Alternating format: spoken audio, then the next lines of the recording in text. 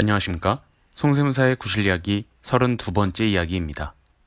5월에는 세금 신고 세목이 우리 주변에서 가장 빈번하게 발생하는 종합소득세뿐만 아니라 누군가에게는 생소할 수 있는 해외 주식 양도소득세가 있습니다. 국내 상장 주식의 과세 대상은 세법에서 정한 대주주일대로 한정하지만 해외 주식은 대주주 범위가 없어 매도하면 신고해야 합니다.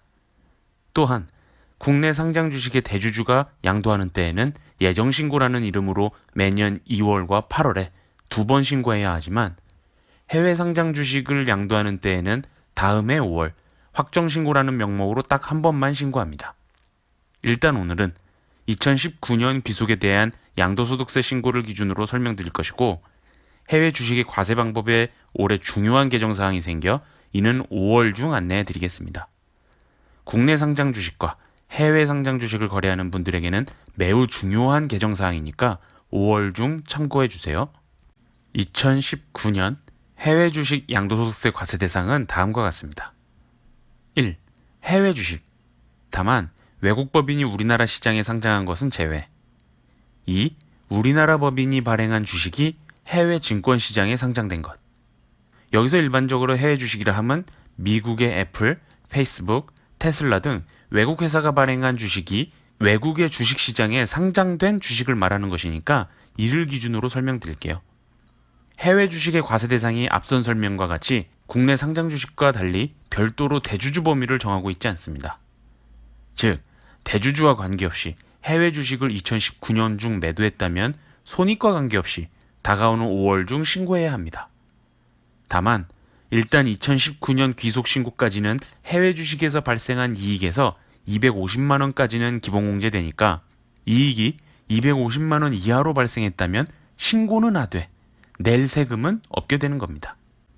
그럼 2019년에 내가 여기저기서 해외 주식을 매도했는데 5월에 어떻게 신고해야 할까요?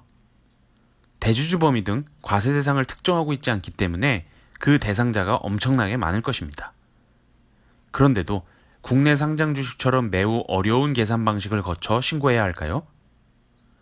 국내 상장 주식 대주주 범위가 확대되고 있더라도 국내 주식의 양도소득세를 계산할 줄 아는 세무사가 이 시장에 아직 많지 않은 것이 사실입니다. 이유는 우선 모든 증권사마다 거래 내역의 형태, 기재된 용어 등의 의미가 조금씩 다르고 선입선출법이니 후입선출법이니 하는 거래 내역 구성에 따른 계산 방식이 어렵게 느껴진다든가 무상증자가 있는 경우의 취득가액 문제, 계좌 간 대체 입출고가 있는 경우의 계산 방법 등 많은 경험이 있어야만 제대로 계산할 수 있는 항목이기 때문입니다. 국내 주식은 이렇게 복잡한 계산 과정을 거치는데 해외 주식에 대해서도 이렇게 계산을 요한다면 납세자들의 세금 납부에 큰 혼란이 올 것입니다. 그래서 국세청에서는 각 증권사가 갖춰놓은 시스템으로 발급되는 납세자 1인의 손익으로 쉽게 양도소득세를 계산할 수 있도록 했습니다. 세법을 아무것도 모르는 분들도 신고할 수 있도록 되어 있다는 것입니다. 별도로 취득가액을 계산할 필요 없이 1년치 매도가액 총액에서 취득가액을 빼는데 여기서 취득가액은 증권사에서 시스템적으로 갖춰놓은 계산 방식에 따라 산출된 값을 취득가액으로 인정하겠다는 것이에요. 그럼 이렇게 계산된 증권사별 양도소득 내역을 발급받아서 신고서만 작성하면 됩니다. 해외 주식은 납세자 1인의 신고서와 납부서를 만들어내는데 2분도 채 걸리지 않습니다. 증권사별 해외 주식 양도소득 내역 샘플을 정리하면 다음과 같습니다. 두 군데의 증권사 양도소득 내역을 첨부한 것인데요. 보시는 바와 같이 신고서를 작성하기가 아주 쉽습니다. 어떤 증권사의 경우에는 시스템이 잘 갖춰져 있어서 양도소득세 신고서까지 출력해주는 증권사도 있을 정도로 잘 되어 있습니다. 양도가액 또는 매도가액의 합계액에서 취득가액 또는 매수가액의 합계액을 빼기만 하면 양도소득 금액이 곧바로 계산됩니다. 이런 숫자들은 신고서에 다음과 같이 곧장 반영됩니다.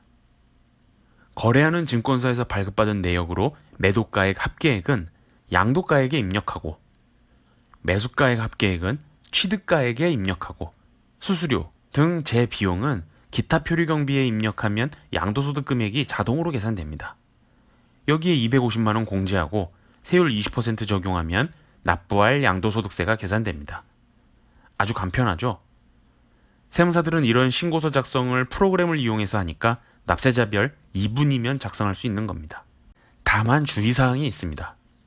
증권사 신고대행 서비스를 이용할 때 국내 주식 양도소득세나 금융소득 종합소득세에서 설명드렸듯 여러 증권사 중 한 군데에만 몰아서 신고대행을 의뢰하셔야 합니다.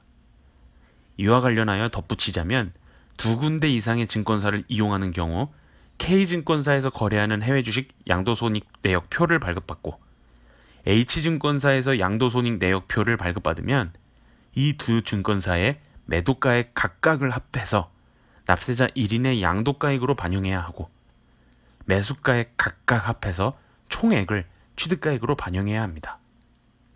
즉, 두 군데 이상에서 해외 주식 양도손익 내역표를 발급받았다면 모든 증권사에서 발급받은 표를 합산해서 신고해야 한다는 것입니다. 이 경우에는 직접 계산기 두드려가면서 계산해야 하니까 오류 없이 신고서를 작성할 수 있도록 주의해야겠습니다.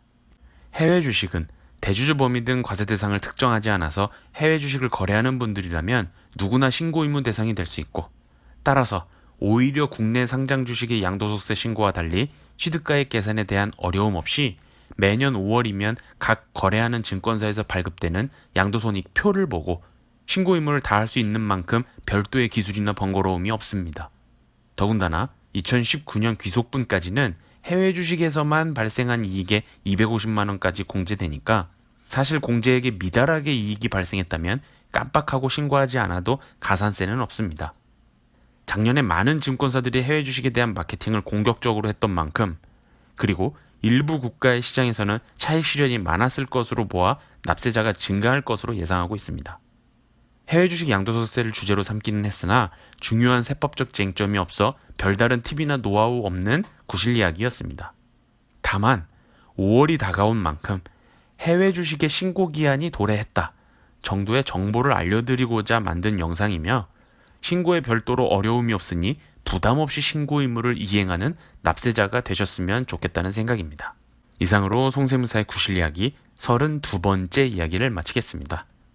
감사합니다.